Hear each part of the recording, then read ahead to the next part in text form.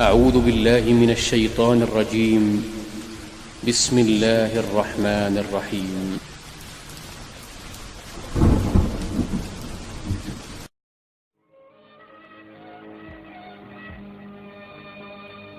ای بنده ای غافل، یک لحظه چشمانت را بپوش و با قلبت احساس نما.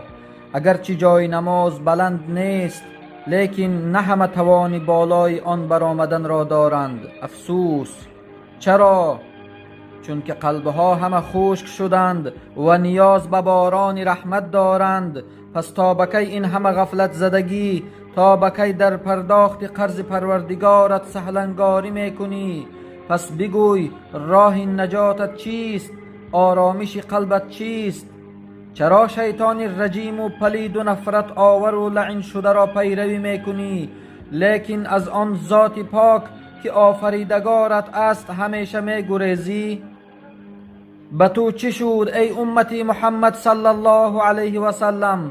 میدانی او این دنیا را با یادآوری از شما امتی امتی امتی گفته ترک نمود و تمام عمر نزد خالق یکتا بهر تو ای انسانیت گمگشته طلب راه نجات خواست. چرا این همه را میبینی، میخوانی، میشنوی و حتی احساس میکنی، لیکن باز عمل کردن نمیتوانی؟ مگر این دنیای موقتی دلت را آنقدر تسخیر نموده است که بهشت بینظیر و جاویدانه را فراموش کرده ای؟ ای وای بر حال بیچاره‌ات آن روز که مرگ می آید و دیگر نه راهی گریز هست، نه زاری و اشک ریختنی های دروغین. دیگر آن وقت هیچ رحمی نخواهد بود جز مشقت و خواری و ضعفیتت.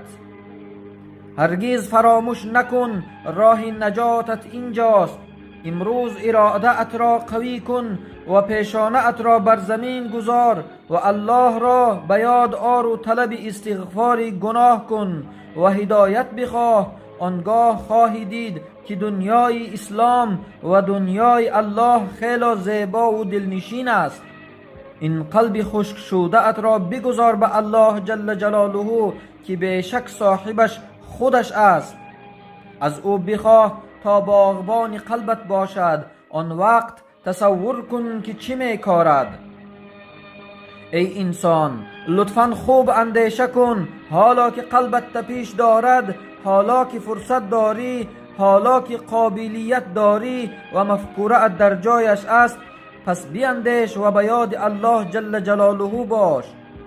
قرض حیاتت را سری وقت پرداخت نما تا اینکه روز قیامت روسیاه و شرمسار نشوی و از رحمتش بے نیاز نشوی، وگرنه آن وقت وای بر حالت. آن روز تو فقط جواب میدهی، او باشد حقیقت عمرت را بر تو یادآوری خواهد کرد که در دنیا کی بودی و عمر خیش صرف چی کردی. لطفاً بیندیش و عمل نما. نجات بخشت تنها اوست و راه نجاتت نماز، آن هم نماز از صدق دل، تنها از برای الله جل جلاله باشد. به درستی که خداوند هر کس را که بخواهد هدایت می کند و هر کس را که بخواهد به نیستی می برد. پس از خشم او بترس و رو سوی او بیاور. در نماز بایست و با خالقت صحبت نما. او همیشه آماده است تا به حرف دلت گوش دهد. در آخر از الله ذوالجلال برای گمراهان توفیق و هدایت الهی را خواهانیم. و صلی الله علی خیر خلقه محمد و آله و اصحابه اجمعین.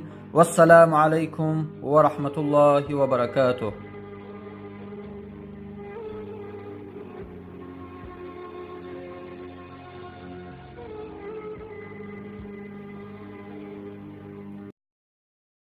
Oh